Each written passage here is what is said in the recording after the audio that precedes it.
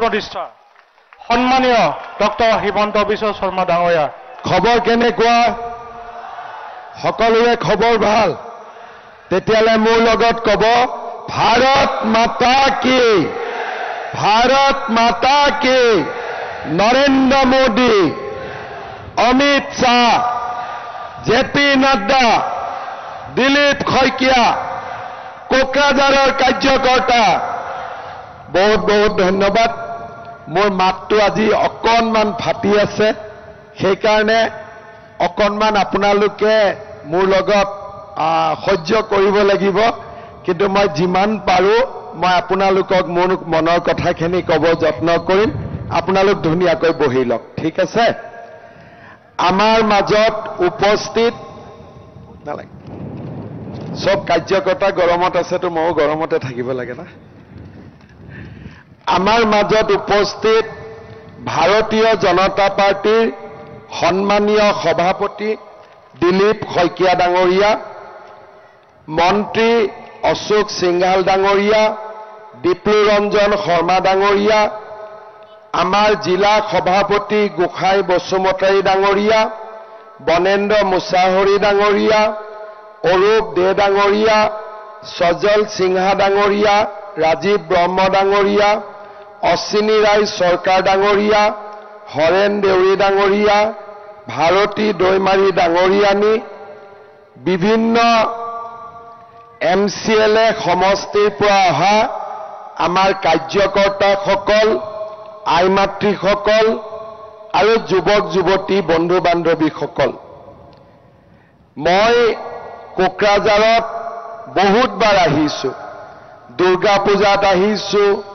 বাথৌ সভাত আহিছোঁ ব্ৰহ্ম সমাজৰ সভাত আহিছোঁ শ্ৰীৰামপুৰ পৰ্বতজৰা সকলোতে মই গৈছোঁ কিন্তু মই জীৱনতো ভাবা নাছিলোঁ যে বিজেপিৰ ইমান ডাঙৰ মিটিং হ'ব পাৰে বুলি মই সদায় ভাবিছিলোঁ যে ৰাজহুৱা সভা হ'ব পাৰে কিন্তু বিজেপিৰ ইমান ডাঙৰ সভা হ'ব নোৱাৰে আজি মই সঁচাকৈয়ে কিমান আনন্দিত মই নিজে বুজাব নোৱাৰো ইয়াত আপোনালোকে বিজেপিৰ বেনাৰত আহি আজি ইমান ডাঙৰ সভা কৰিছে মোক লিষ্ট দিছে যে আমাৰ ইয়াত 10,000 কাৰ্যকৰ্তা আছে আৰু দিলীপ শইকীয়া ডাঙৰীয়াই আপোনালোকক এজন এজনকৈ থিয় হ'ব দিছে সমষ্টি হিচাপত আপোনালোকে উঠিছে আৰু আপোনালোকে প্ৰমাণ কৰিছে যে বিজেপি কিমান শক্তিশালী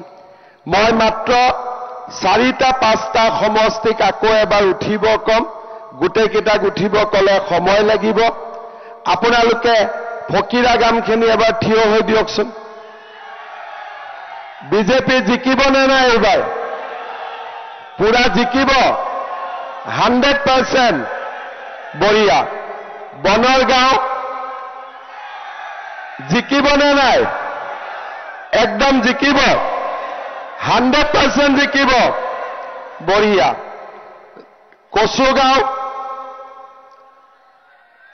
জিকিব নে নাই একদম জিকিব চালাকাটিৰ কি খবৰ জিকিব নে নাই চালাকাটি জিকিব দতমা জিকিব নে নাই একদম বডৌফাৰ জন্মভূমিৰ পৰা ইমান কাৰ্যকৰ্তা আহিছে মোৰ লগত একেলগে কওক বডৌফা উপেন্দ্ৰনাথ ব্ৰহ্ম জিন্দাবাদ বডৌফা উপেন্দ্ৰনাথ ব্ৰহ্ম জিন্দাবাদ বহুত বহুত ধন্যবাদ বাকি গোটেইখিনি সমষ্টিৰ বিষয়ে যেতিয়া দিলীপ শইকীয়া ডাঙৰীয়াই থিয় হ'ব কৈছিলে দেৱৰগাঁও একদম পিছফালে আছে কিন্তু দেৱৰগাঁও বহুত আছে নে নাই দেৱৰগাঁও আছে নে নাই পিছফালে সেয়া হাত তুলি আছে আমাৰ গোটেই ৰাইজক এটা কথা মই ক'ব খোজো যে আমাৰ বিটিআৰৰ ইলেকশ্যন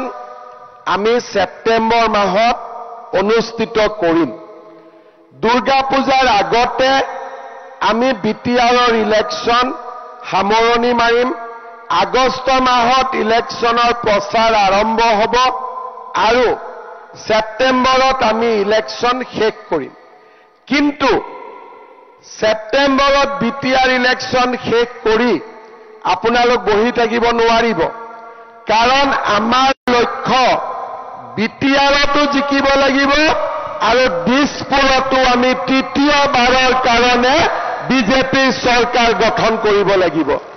লাগিবনে নালাগে? সেইকাৰণে বেলেগ অঞ্চলৰ কাৰ্যকৰ্তাতকৈ বিটিআৰৰ কাৰ্যকৰ্তাৰ কষ্ট অলপ বেছি হ'ব। বাকী অঞ্চলত পঞ্চায়ত ইলেকশ্যন হ'ল, পঞ্চায়ত বিজেপি জিকিলে, শেষ হ'ল। বিটিআৰত আমি ছেপ্টেম্বৰলৈকে বিটিআৰ ইলেকশ্যনত ব্যস্ত থাকিম। পূজা বুলি আমি দুটামান দিন ৰেষ্ট ল'ম আৰু তাৰ পিছতেই আমি অসমৰ ইলেকশ্যনৰ কাৰণে সাজু হ'ম। বিটিআৰৰ কাৰ্যকৰ্তাসকলক মই অনুৰোধ কৰিম, আপোনালোকে আজিৰ পৰাই বিটিআৰ ইলেকশ্যনৰ বাবে সাজু হওক। মোক বহুতে সোধে যে আপোনালোকে কেইটাত ইলেকশ্যন খেলিব? আমি সিদ্ধান্ত নলওঁ, আপোনালোকে সিদ্ধান্ত ল'ব আমি কেইটাত ইলেকশ্যন খেলিম। কিন্তু আমি ইলেকশ্যন হাৰিবৰ কাৰণে নেখেলো, ইলেকশ্যন আমি জিকিবৰ কাৰণে খেলিম। ইলেকশ্যন আমি জিকিবৰ কাৰণে খেলিম। হাৰিবৰ কাৰণে খেলিম নে জিকিবৰ কাৰণে খেলিম? হাৰিবৰ কাৰণে খেলিম নে জিকিবৰ কাৰণে খেলিম? আমি যেতিয়া ইলেকশ্যন খেলিম, আমি জিকিবৰ কাৰণে ইলেকশ্যন খেলিম। মোক সাংবাদিকসকলে সোধে যে আপোনালোকে কাৰ এগেইনষ্টত ইলেকশ্যন খেলিব? আমি কাৰো বিৰুদ্ধে ইলেকশ্যন নেখেলো। আমি ইলেকশ্যন খেলিম বিটিআৰৰ বাবে, বিটিআৰৰ উন্নতিৰ বাবে, বিটিআৰৰ বিকাশৰ বাবে আৰু বিটিআৰৰ কল্যাণৰ বাবে। শ্ৰদ্ধাৰ ৰাইজ, আপোনালোকে মনত পেলাওক, নৰেন্দ্ৰ মোদী 2014 চনত ভাৰতৰ প্ৰধানমন্ত্ৰী হয়। তাৰ আগতে কংগ্ৰেছৰ দিনত বিটিআৰৰ পৰিৱেশ কি আছিল? এটা দিনো পাৰ হৈ নগৈছিল যিটো দিনা কোকৰাঝাৰৰ ৰাইজে বন্দুকৰ শব্দ শুনা নাছিল। এটা দিন নাছিল যিদিনা কোকৰাঝাৰৰ ৰাইজে বোমৰ ধামাকা শুনা নাছিল। এটা দিন নাছিল যিদিনাখন কোকৰাঝাৰৰ ৰাইজে ভয়ত নিজৰ জীৱন পাৰ কৰিবলগীয়া হোৱা নাছিল। আজি দীঘলীয়া সময়ত কংগ্ৰেছৰ শাসনকালত কিমান আমাৰ মাৰ বুকু খুদা হ'ল, কিমানজন মহিলা বিধৱা হ'ল, কিমান মাতৃৰ বুকু খুদা হ'ল। 2014 চনত নৰেন্দ্ৰ মোদী ভাৰতৰ প্ৰধানমন্ত্ৰী হ'ল। লাহে লাহে বিটিআৰত শান্তিৰ কাম চৰকাৰে আৰম্ভ কৰিলে। 2020 চনত বিটিআৰ চুক্তি স্বাক্ষৰিত হ'ল। কোভিড আহিলে। 21ত মই অসমৰ মুখ্যমন্ত্ৰী হলো। মুখ্যমন্ত্ৰী হোৱাৰ পিছত মই যেতিয়া নৰেন্দ্ৰ মোদী ডাঙৰীয়া আৰু অমিত শ্বাহ ডাঙৰীয়াক সাক্ষাৎ কৰিব গৈছিলো, দুইগৰাকীয়ে মোক কৈছিল যে বড়োলেণ্ডত শান্তি হ'ব লাগে, বড়োলেণ্ডত বন্দুকৰ শব্দ আৰু শুনিব নালাগে। মই আজি গৌৰৱ কৰিব পাৰো, 4 বছৰ 4 মাহ অসমৰ মুখ্যমন্ত্ৰী হিচাপে মই পাৰ কৰিলো আৰু এই 4 বছৰত আমি এবাৰৰ বাবেও বড়োলেণ্ডত বন্দুকৰ শব্দ শুনা নাই, বোমৰ ধামাকা শুনা নাই। আজি বড়োলেণ্ড শান্তিৰ এক নতুন স্বৰ্গভূমিলৈ ৰূপান্তৰিত হৈছে। বড়োলেণ্ডৰ মানুহে কি বিচাৰিছিলে যে এখন দিল্লীত চৰকাৰ আহক, দিছপুৰত চৰকাৰ আহক, যিখন চৰকাৰে আমাৰ জীৱনৰ নিৰাপত্তা দিব পাৰে, যিখন চৰকাৰে আমাক সকলোকে মিলা মিছাৰে ৰাখিব পাৰে, যিখন চৰকাৰে বড়োলেণ্ডবাসীক একতাৰ মহামন্ত্ৰৰে আজি একেলগে সমন্বয়ৰ শাকো নিৰ্মাণ কৰিব পাৰে। আপোনালোকে মনত পেলাব, মোৰ আগত যিমান অসমত মুখ্যমন্ত্ৰী আছিল, তেওঁলোক কিমানবাৰ বড়োলেণ্ডলৈ আহিছিল মই নাজানো, কিন্তু যোৱা 4.5 বছৰত মই 200 বাৰতকৈও বেছি বড়োলেণ্ডলৈ আহিছো, যাতে আমাৰ বড়োলেণ্ডৰ সুৰক্ষা, বড়োলেণ্ডৰ প্ৰগতি আমি নিশ্চিত কৰিব পাৰো। আজি আমি সকলোৰে লগত কথা পাতিছো। NDFBৰ লৰাই বন্দুক জমা দিছে, আপচুৱে চৰকাৰৰ লগত সহযোগিতা কৰিছে। প্ৰতিটো জনগোষ্ঠীৰ ৰাইজে আজি বড়োলেণ্ডত শান্তি প্ৰতিষ্ঠাৰ কাৰণে কাম কৰিছে। যোৱা 4.5 বছৰত বড়োলেণ্ডলৈ আমি শান্তিৰ পৰিৱেশ উভতাই আনিলো। কিন্তু শান্তি আমাক কিয় লাগে? শান্তি আমাক এই কাৰণে লাগে যাতে আমাৰ অঞ্চলটোৰ প্ৰগতি হয়, সকলোৱে যাতে সমান অধিকাৰ পায়, ল'ৰা ছোৱালীয়ে নিবনুৱাই কৰ্ম সংস্থাপন পায়, আমাৰ এই অঞ্চলটোলৈ যাতে উন্নয়ন আহিব পাৰে। আৰু সেই কাৰণেই আমাৰ লক্ষ্য। যোৱা 5 বছৰ আমাৰ যদি লক্ষ্য শান্তি আছিল, অহা আমাৰ 5 বছৰৰ লক্ষ্য হ'ল বড়োলেণ্ডৰ সকলো জাতি জনগোষ্ঠীৰ বিকাশ আৰু সমৃদ্ধি। আমি বিচাৰিম যে এই বড়োলেণ্ডত কোনেও দ্বিতীয় আৰু তৃতীয় শ্ৰেণীৰ নাগৰিক নহব, প্ৰতিজন প্ৰথম শ্ৰেণীৰ নাগৰিক হ'ব, তাক আমি কামনা কৰিম। আৰু সেইকাৰণেই শ্ৰদ্ধাৰ ৰাইজ, এইবাৰ আমাৰ নিৰ্বাচনৰ শ্লোগান হ'ব 5 বছৰ আমি শান্তি আনিলো, অহা 5 বছৰ আমি প্ৰগতি আনিম, সুৰক্ষা আনিম, বিকাশ আনিম। বড়োলেণ্ড অঞ্চলক আমি বিকাশৰ এক নতুন দ্বীপলৈ আমি ৰূপান্তৰ কৰিম।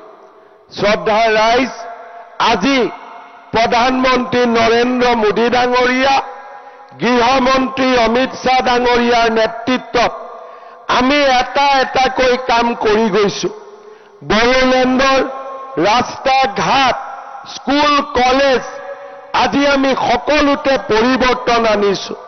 বড়োলেণ্ড ইউনিভাৰ্চিটি, কোকৰাঝাৰ ইউনিভাৰ্চিটি, কোকৰাঝাৰত মেডিকেল কলেজ, তামুলপুৰত মেডিকেল কলেজ, ওদালগুৰিত বড়োলেণ্ড ইউনিভাৰ্চিটিৰ 2nd কেম্পাছ, এটাকৈ আমি বড়োলেণ্ডৰ চাৰিওফালে উন্নয়নৰ এক নতুন পোহৰ আমি লৈ আহিছো।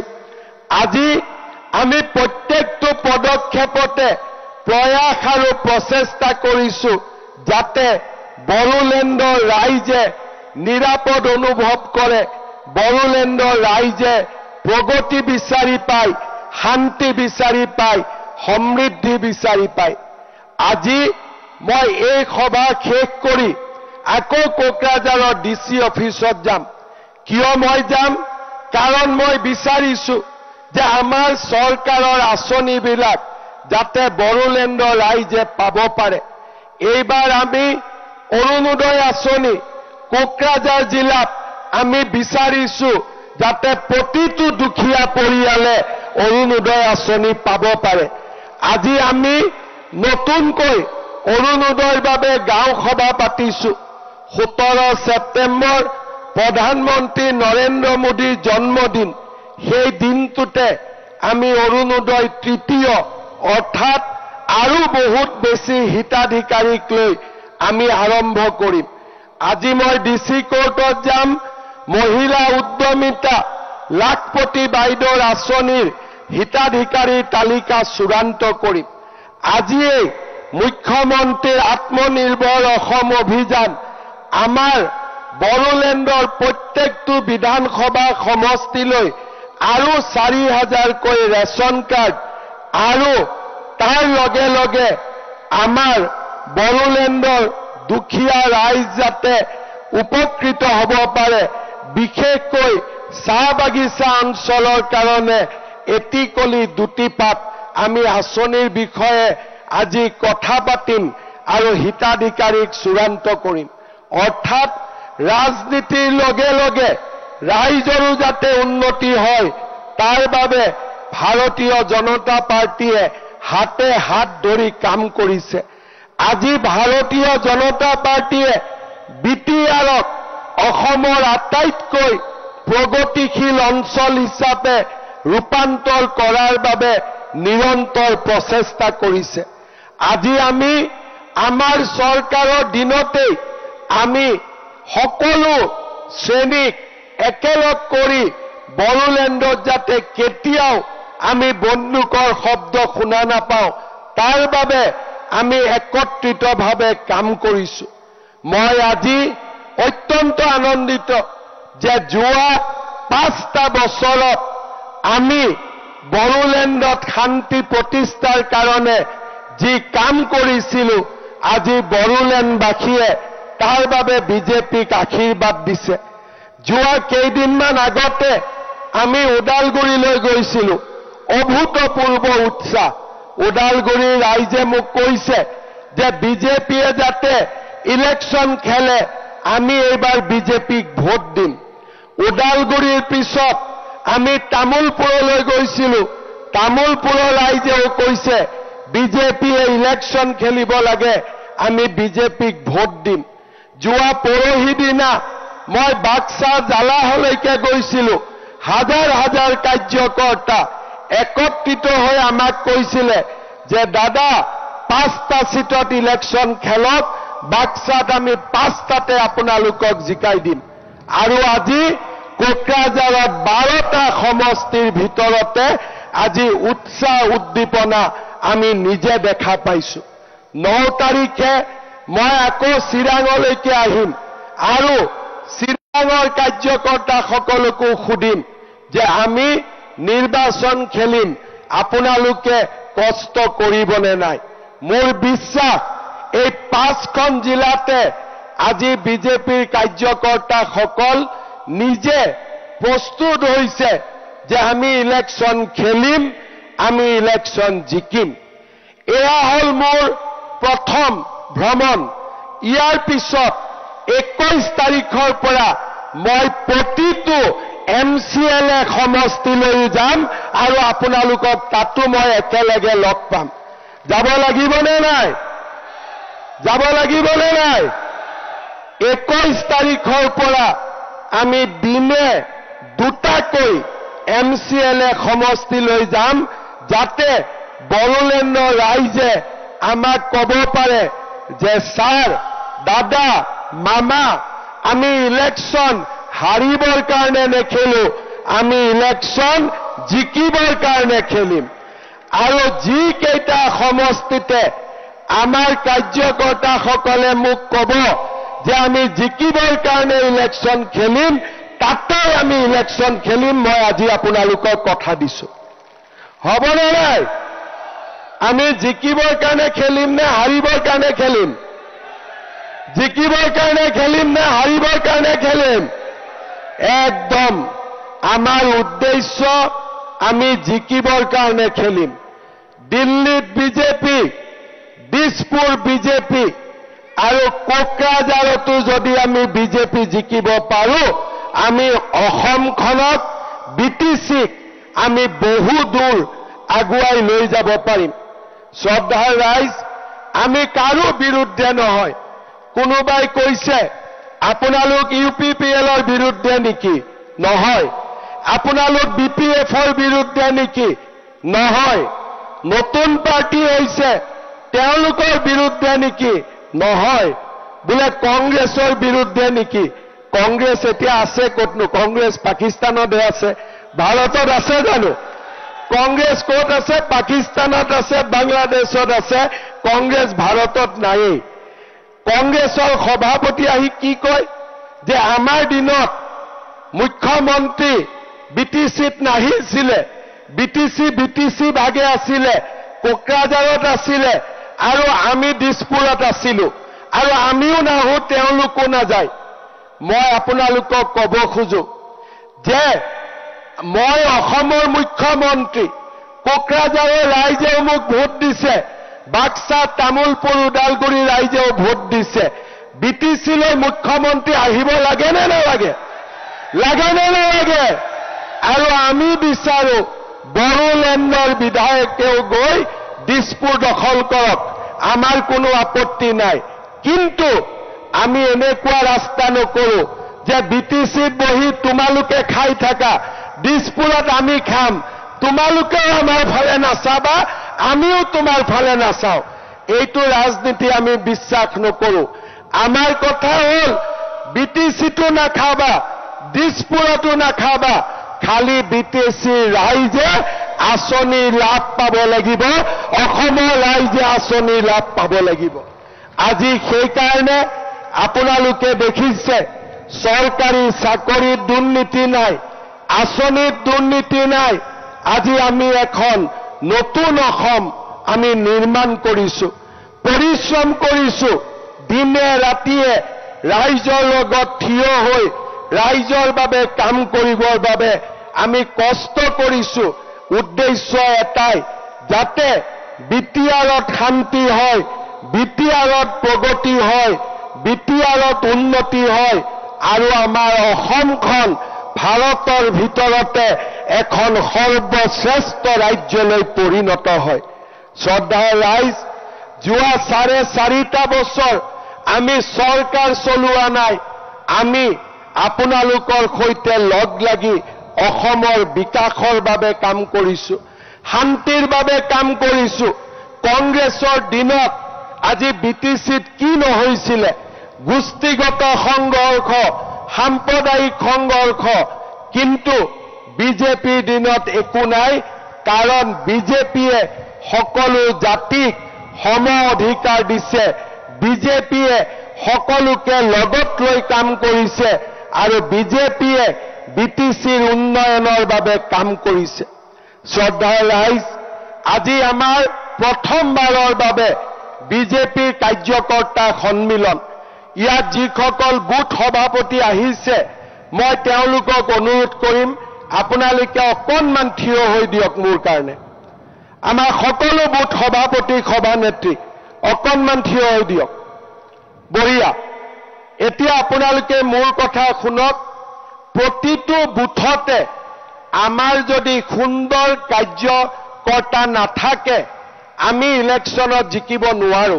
সেইকাৰণে প্ৰতিজন বুথ সভাপতিয়ে 21জনীয়া এটা কাৰ্যকৰ্তা লিষ্ট এখন নিৰ্মাণ কৰিব, ফোন নম্বৰ দিব, নাম দিব, আৰু সেই তালিকাখন মই যেতিয়া আপোনালোকৰ সমষ্টিত আহিম, মোৰ হাতত আপোনালোকে তুলি দিব। তাৰ পিছত এই কাৰ্যকৰ্তাসকলক লৈ আমি বুথৰ সংগঠন আগবঢ়াই লৈ যাম। পাৰিম নে নোৱাৰিম? লিষ্ট ৰেডি থাকিব? 21জনৰ লিষ্ট ৰেডি কৰিব লাগিব। পাৰিব নে নোৱাৰিব? ঠিক আছে, এতিয়া বহক আপোনালোকে। আমি বুথৰ পৰা সংগঠন শক্তিশালী কৰিব লাগিব। বুথত যদি 21জনীয়া আমাৰ যদি কাৰ্যকৰ্তা আমি প্ৰস্তুত কৰিব পাৰো, তেতিয়াহ'লে নিৰ্বাচন বহুত বেছি আমাৰ সহজ হৈ যাব। সেইকাৰণে মই আমাৰ মঞ্চত থকা নেতাসকল আৰু আমাৰ পেণ্ডেলত থকা নেতাসকল সকলোকে মই অনুৰোধ কৰিম, যাতে সকলোৱে 21জনীয়া বুথ তালিকা গঠন কৰে, আৰু মই যেতিয়া আপোনালোকৰ সমষ্টিলৈ যাম, প্ৰত্যেকটো বুথৰ পৰা যাতে 21জনকৈ কাৰ্যকৰ্তা আমাৰ মিটিঙলৈ আহে। হ'বনে নাই?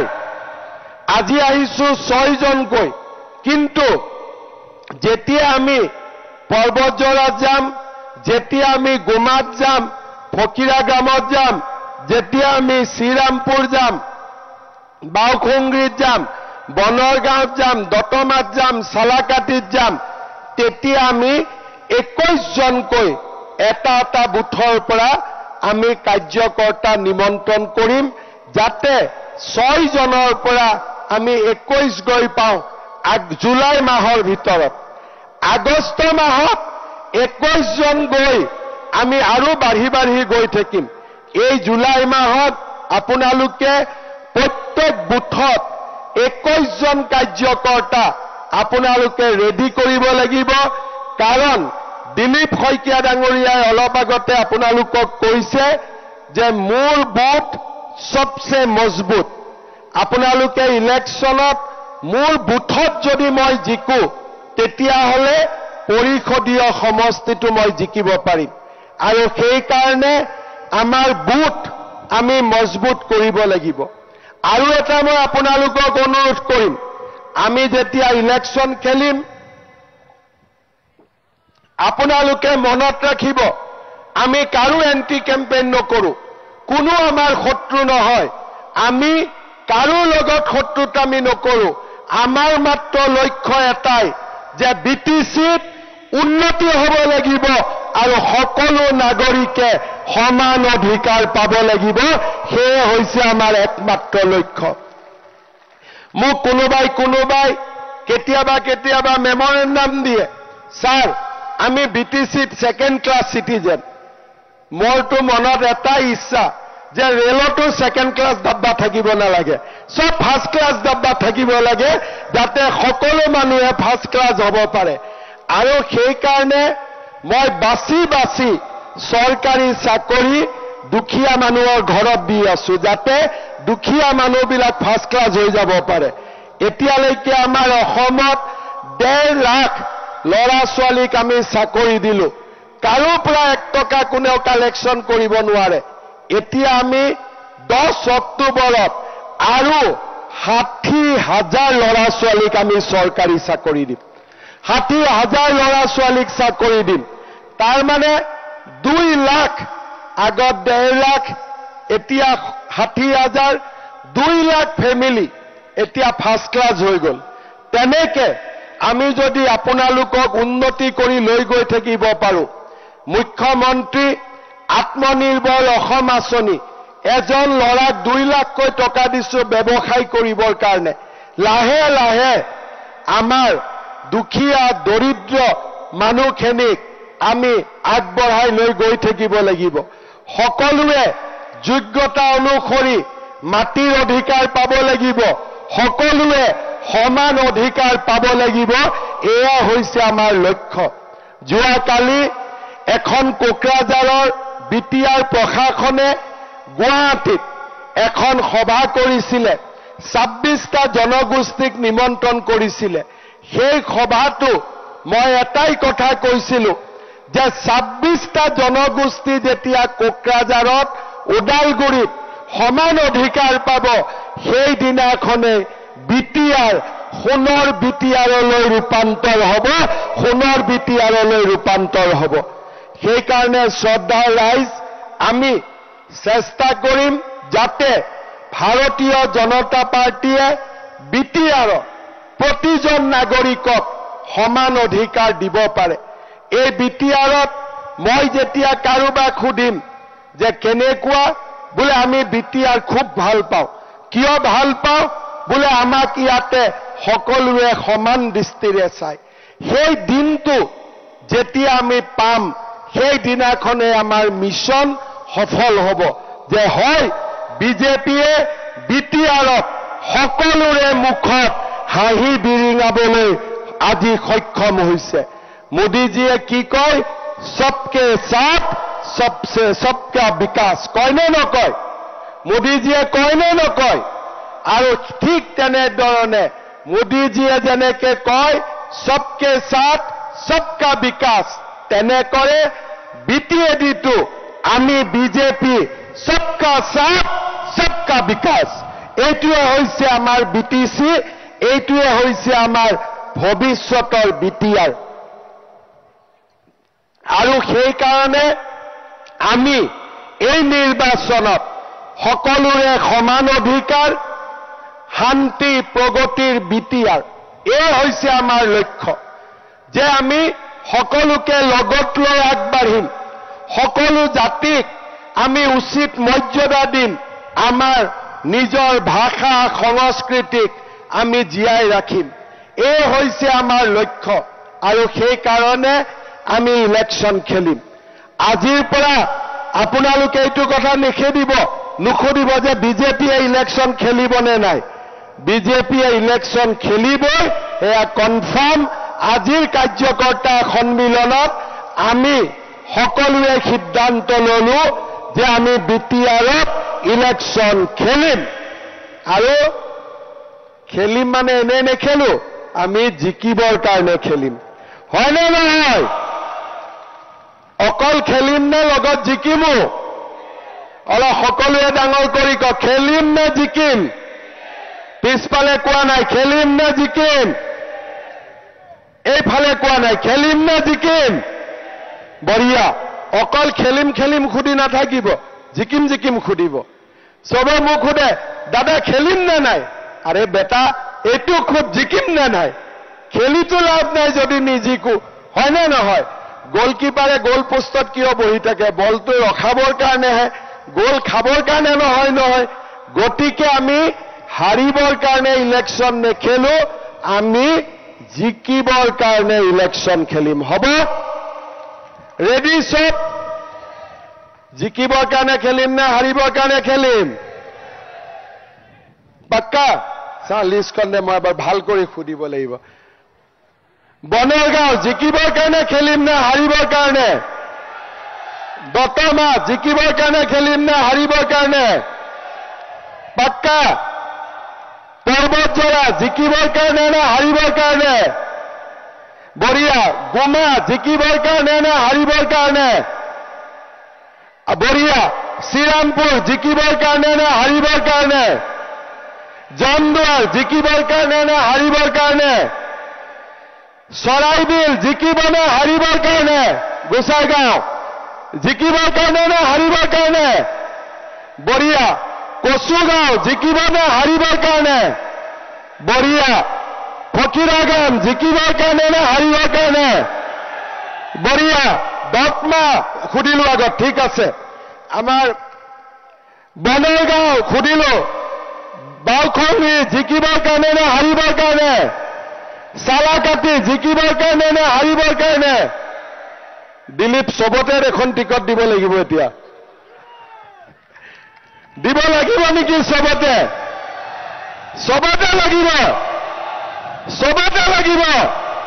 ঠিক আছে। 21 তাৰিখৰ পৰা যেতিয়া আমি প্ৰত্যেকটো সমষ্টিত যাম, তেতিয়া আপোনালোকক আমি আৰু এবাৰ ফাইনেল সুধিম যে আমি ৰেডি নে ৰেডি নাই। যোনে যোনে 21 জনীয়া কমিটি কৰি ৰেডি হৈ যাব, তাতে আমি ইলেকশ্যন খেলিম। হ'ব? পাৰিম নে নাই 21 জনীয়া কমিটি? পাৰিম নে নাই 21 জনীয়া কমিটি? বঢ়িয়া। তাৰমানে আমি ৰেডি হৈ গলো, আপোনালোকৰ লগত একেলগে আমি কাম কৰিম।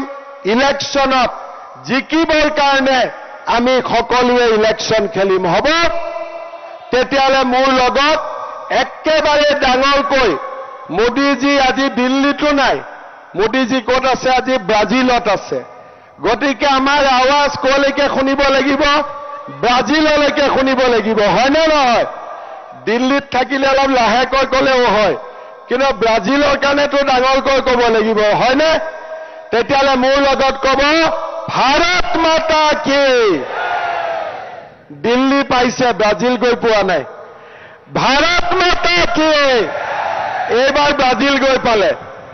নৰেন্দ্ৰ মোদী, নৰেন্দ্ৰ মোদী, জেপি নাড্ডা, অমিত শ্বাহ, দিলীপ শইকীয়া। বঢ়িয়া। এতিয়া আৰু আপোনালোকে এইকেইটা দিন গাঁও সভা হৈ আছে। অৰুণোদয় সকলো মানুহে নিজৰ নাম দিব, চিন্তা কৰিব নালাগে। লাখপতি বাইদেউ টকা চবেই পাই যাব, টেনশ্যন ল'ব নালাগে। যেতিয়ালৈকে হিমন্ত বিশ্ব শৰ্মা আছে, বিজেপি আছে, আমি আপোনালোকৰ লগত 100%। ঠিক আছে? এতিয়া কোকৰাঝাৰত শুনাকৈ ক'ব লাগিব। মোদীজীটো ব্ৰাজিলত আছে, অমিত শ্বাহজী, নাড্ডাজী দিল্লীত আছে, দিলীপ শইকীয়া আমি ইয়াতে বহি আছো। কিন্তু কোকৰাঝাৰৰ কাৰ্যকৰ্তা কোকৰাঝাৰত আছে। ইয়াত আমি যিসকল আহিছো, যিসকল অহা নাই তেওঁলোকৰ ঘৰত আৱাজ যাব লাগিব। কোকৰাঝাৰৰ কাৰ্যকৰ্তা একদম চুকে কোণে আছে নহয়, শ্ৰীৰামপুৰ আছে, গোমা আছে, পৰ্বতজৰা আছে, দূৰে দূৰে আছে।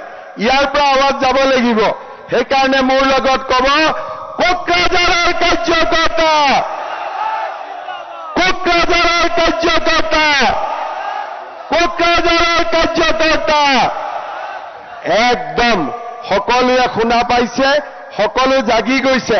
গৈয়ে 21জনীয়া কমিটি হ'ব। মই এইটোতে লাগি আছো, 21তে লাগি আছো, বুজি পাইছে নহয়? গৈয়ে 21জনীয়া কমিটি কৰিব লাগিব। বহুত বহুত ধন্যবাদ। জয় হিন্দ, বন্দে মাতৰম।